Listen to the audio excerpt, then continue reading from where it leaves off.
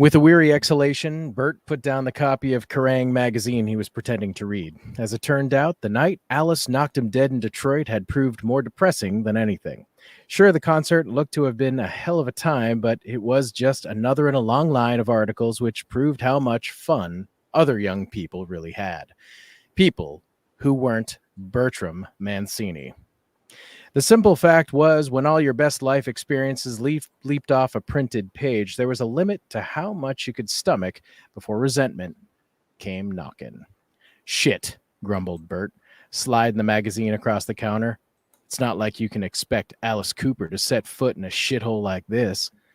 However, I've just decided he has a southern accent. However harsh Bert's assessment might have been, Bessemer, Michigan was about as far from Detroit as you could get without leaving the state. 9 hours as the crow flies. Sure, it was the only home Bert had ever known, but to him, the town felt more like a prison, especially on Saturdays. The last day of a 7-day cycle he was doomed to eternally repeat. He looked past the front counter, out to the noisy machines and empty rows. Besides him, there was only one other person left at the Laser Blade arcade, and of course, it was that same guy in the red hoodie. Bert had never heard his real name, but you didn't need to be Batman to decipher the letters Jokr. From day one, it had felt like there was something off about the guy. After all, what grown-ass man spends their Saturday nights alone in a shitty arcade? As Bert wondered this, a wave of cold irony caused him to release a defeated sigh. He looked at his watch and frowned. 10:40. Bessemer wasn't exactly what you'd call a cultural hotspot of the modern age.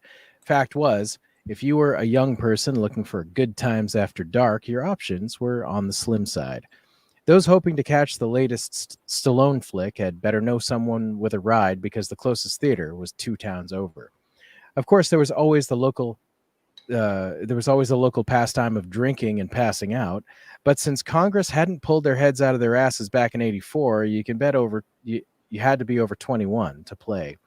And so it happened that a local entrepreneur called Tom Kramer had purchased and filled a shitty old warehouse with an array of various electronic games and pinballs, converting it into a flashing neon welcome sign for the town's disaffected youth. By 7 p.m. on weekdays, the Laser Blade was always packed, filled with loud shouts and laughter, which added to the endless bleeps, bloops, and the roar of digitized explosions. The regulars were all just stupid kids, but they were okay. Bert liked to think of them as the rabble. Whenever one tried to bug him, he would just pretend to be busier than he actually was. This was for the best. Becoming too friendly would erode that clear line of delineation he had worked so hard to build. Bert was the man in charge, the keymaster, the only person in the Laser Blade with the power to investigate after a quarter had been eaten, or if the little cups on the skee ball had been filled with one or more bodily fluids. No, he was decidedly not one of them. And while he did share the rabble's passion for video games, Bert liked to play after hours, when he could actually, finally concentrate. From behind the counter, he glared at the guy in the red hoodie. The dude was tall, built like a giant novelty pencil.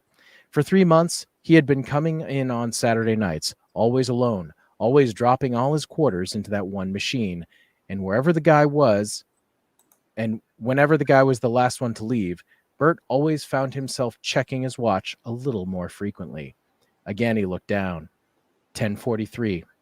Close enough. Hey, Bert's voice cut through the conglomerate digital symphony. 15 minutes. After saying this, Bert watched the back of the guy's head, hoping for a turn, a nod, any sign of comprehension. The silhouette was rimmed in the flashing blue light from the monitor. Same guy, same hoodie, and as always, he was playing that same game. Bert's game. ZANDAXXAR. It was regarded by many amidst the rabble to be one of the most brutally difficult games in the arcade. But for some reason, whenever Bert wrapped his fingers around that blood-red joystick, something just clicked. He didn't just play ZANDAXXAR, he became it, in a way actually inhabiting that pixelated world of tooth and claw. It was the one place that he didn't just visit, but rule. And everyone in the Laser Blade knew it. To these lesser mortals, Bert was a gold-blooded Sorry. It's been a while since I've read this. Bert was a golden, blood-spattered god. Problem was, for the last 3 months, a challenger had been actively seeking to dethrone him. Joker. Jokr. The name emblazoned upon the list of top warriors and on Bert's very soul. It's fine, he thought. No sweat. Only a couple more minutes. Just start shutting off the lights, grab a smoke, and by the time you get back, he'll be gone. And then that red joystick is all yours. Upon reaching the back door, Bert pulled out a ring of keys, but dropped them. Splashing down to the concrete floor, these proceeded to slide under a non-working pinball table. Bert sighed, then bent down to look. Beneath the machine, his nose crinkled at the bouquet of stale beer and piss. He could see the keys, but they had slid all the way against the wall. Of fucking course, he grumbled, looking for something to help lengthen his reach. There was usually a broom back here, but it was nowhere to be seen. Suddenly, Bert remembered something. Odds were that particular broom was still leaning up against the wall outside of Mr. Kramer's office, all the way on the other side of the warehouse, exactly where he had left it. With an audible groan, Bert went flat onto his stomach and extended a leg under the broken machine. With the toe of his shoe, he began to feel around until he was able to locate the key ring. It was then that he heard it, the chime of the bell that meant the front door had just been used. It was a sound so wonderful, despite being on the floor and on his stomach, despite being surrounded by smells he wished he could forget, Bert felt a wave of blissful relief. Joker was gone. And what was that line from the Goonies? This is our time, Mikey. Our time. Keys in hand, Bert straightened up and pulled out his pack of Camels. 3 left, he shrugged. Have to hit up Chen's in the morning. Right then he could practically taste those lemon pastry things that Mrs. Chen made on Sunday mornings. And for that one fleeting moment, Bert felt pretty all right. Holy shit! The exclamation came with all the subtlety of a thunderclap. Clutching his chest, Bert turned back to stare into the empty rows of flashing cabinets as his stomach sank. It was Joker. Had to be. For months, the son of a bitch hadn't said a word, but something had just made him cuss loud enough to knock the Laser Blade's night manager half out of his skin.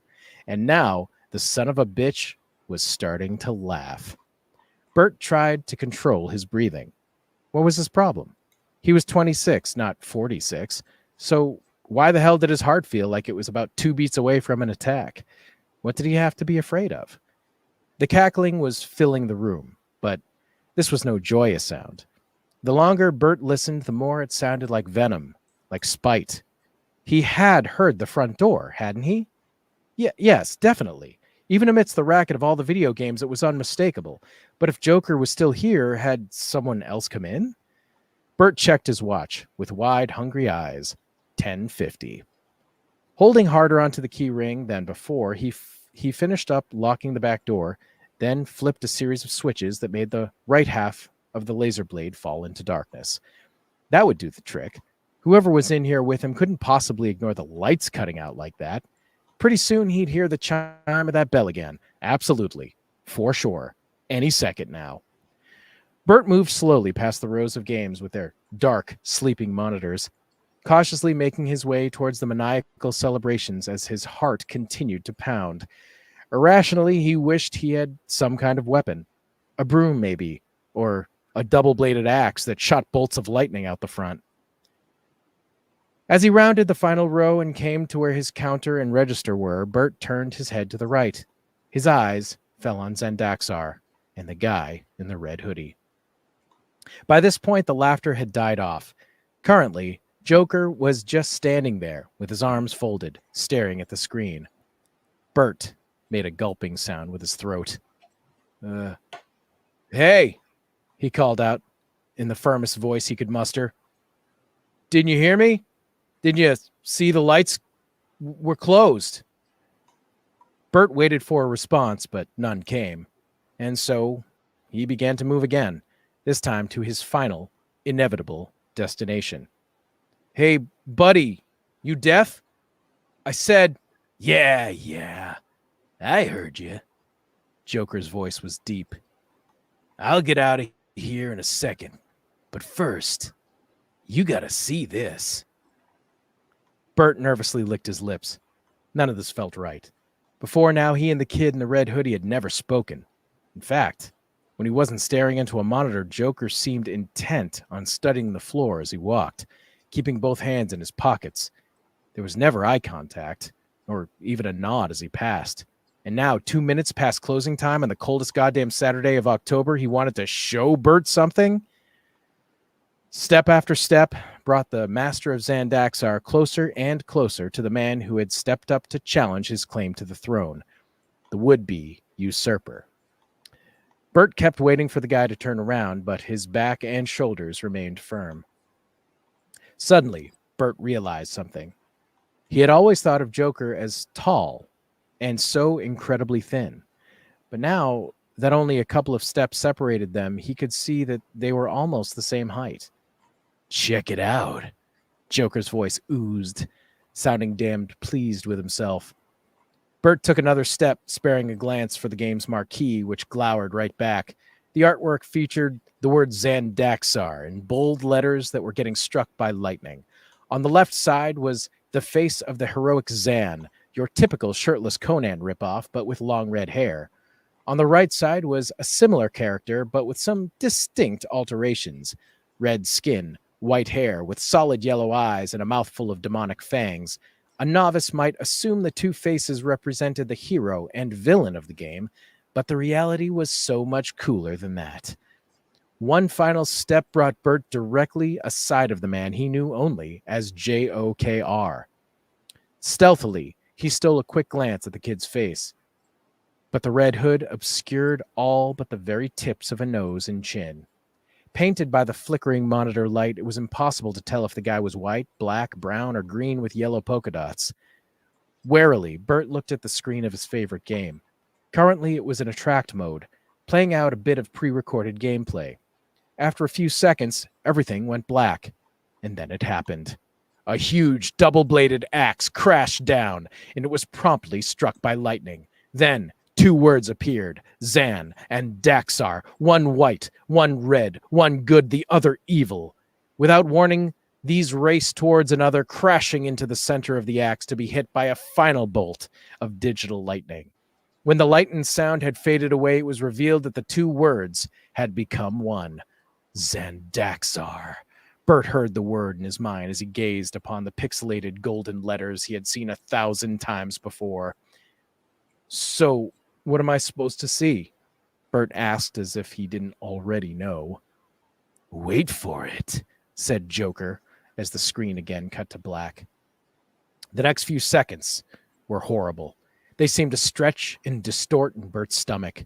Right then, he wished he could reach the power cable with his foot, somehow unplug the machine before the next screen became real. Hey, a couple of minutes ago, did you hear the door? The front bell? Bert sounded exactly like someone trying to change the subject. Did anyone else come into the arcade? 'Cause we're closed. Everyone needs to get out of here so I can finish locking up and what? Said Joker. Make sweet, sweet love to that lady you got waiting for you back home? You know, I heard of kissing cousins, but your own grandma? Shit, man, she can wait. Bert's stomach hit the floor and kept going. He couldn't think, couldn't blink. Even breathing was impossible now because the air felt like it was made of knives. The simple fact was no one knew he lived with his grandmother. Not the rabble, not Mr. Kramer. It wasn't exactly the sort of detail you go spreading around on the street for cred. In shock, his eyes drifted back to the screen. ZANDAXXAR was playing out another of its 3 stages, the one where all the castles were replaced by volcanoes. Bert could only watch as the little barbarian moved along his preordained path towards the stone idol in the center of the screen. As soon as the icon had been collected, the screen flashed and the heroic Zan was transformed, replaced by a red-skinned version of the character who proceeded to unleash a barrage of lightning from his double-bladed axe. Seeing this flipped a hidden switch inside the night manager of the Laser Blade arcade. "What the fuck did you just say?" Bert's voice was different, more sure of itself, less burdened by things like anxiety or give a fuck.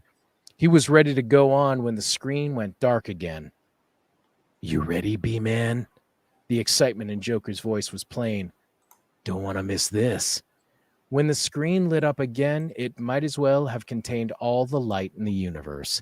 Here it was, the source of his golden godhood, the proof that Bert Mancini was not only separate from the rabble, but above them.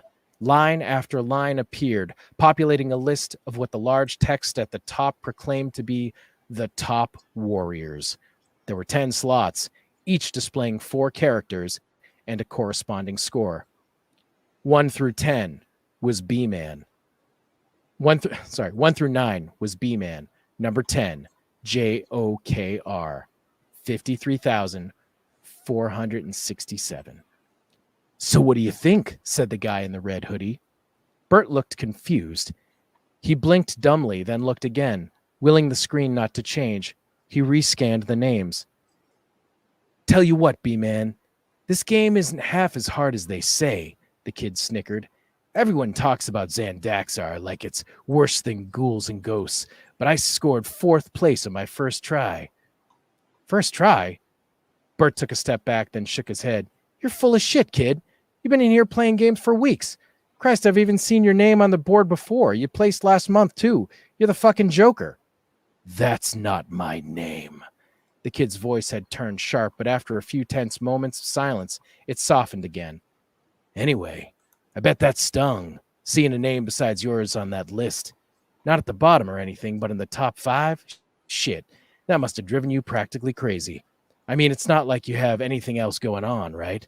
"Hey, screw you, you little shit," Bert's anger flared. "Just get the hell out of here. It's late." "Well, you're right about that. It is late, B-Man. Way too late." The kid shoved his hands in his pockets as if he were making sure that he had everything with him before heading out. "Took you a whole month to knock my score down from 4th to 10th place?" Bert glared, saying nothing. "I would have thought the master player like you would have been able to get rid of the evidence quicker than that," the kid shrugged. "Still, I'm thinking tonight's the night. What about you? I mean, all you got to do is place anywhere on that list, and I'll be erased forever, like I was never even here. Isn't that what you want, B-Man? What you've been trying to do since I threatened this pathetic house of cards you call a rep?" "That's it." Bert slammed a hand down on the kid's shoulder, spun him around. "Look, I don't want to see you in here again. You hear me?" The kid didn't look up. He just kept staring at the floor. "I'll leave as soon as you say my name, B-Man." "What? Why the fuck would I know your name? All I got is 4 letters, JOKR. "That's not my fucking name, and you know it." The voice echoed from within the cavernous void of the kid's hood. "What? No, I don't know shit." "Sure you do, B-Man. Look, there's no point in lying. Not to me. We both know perfectly well what you did." Every bit of color drained from the face of Bertram Mancini. It was like someone had flipped a switch. Suddenly frantic, he clapped both hands over his ears as his mind raced to a dozen places at once. Home, Nana's basement, his stool, the front counter, Mrs. Chen's, the baseball bat Mr. Kramer kept under the front counter. "You're wrong," he screamed. "I don't know you. I don't know shit. I don't know shit." As he ran, Bert focused only on the bat. The counter was reached in a matter of seconds, and he rounded it too fast, banging his hip on one corner. Wincing from the pain, he dropped, reaching underneath, but the Louisville Slugger was gone. "What are you looking for?" The voice in his ears was grinning. It sounded different than before, higher in pitch, younger.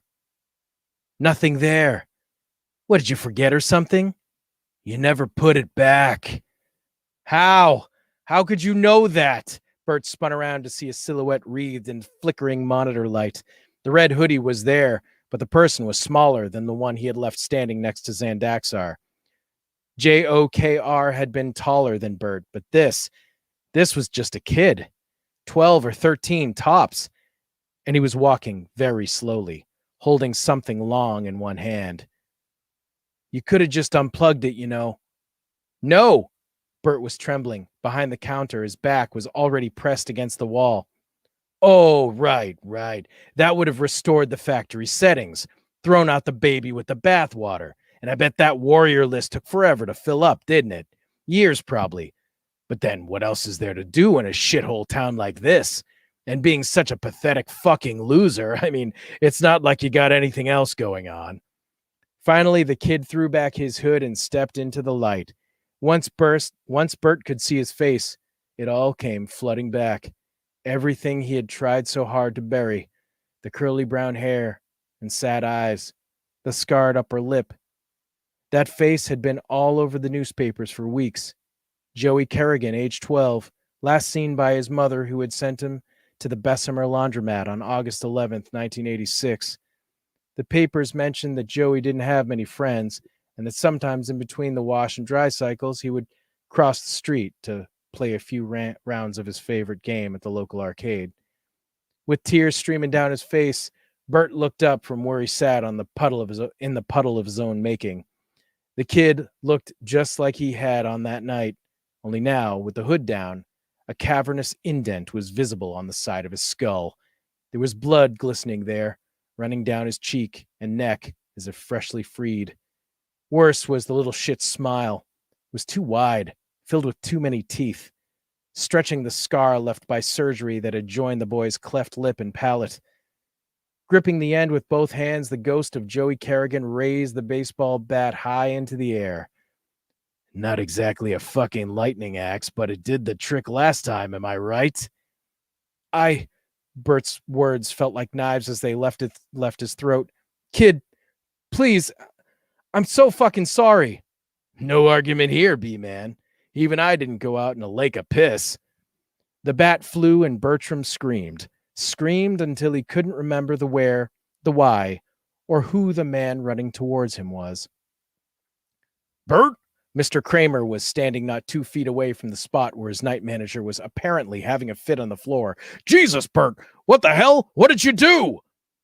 When officers finally arrived on the scene, an extremely shaken Tom Kramer told them the truth. He had arrived just 10 minutes before the incident, right before closing. He had gone straight to his back office, apparently to retrieve an overdue electric bill. When he returned to the front counter area, Mr. Kramer discovered an employee by the name of Bertram Mancini furiously smashing his own face with a blood-soaked Louisville Slugger.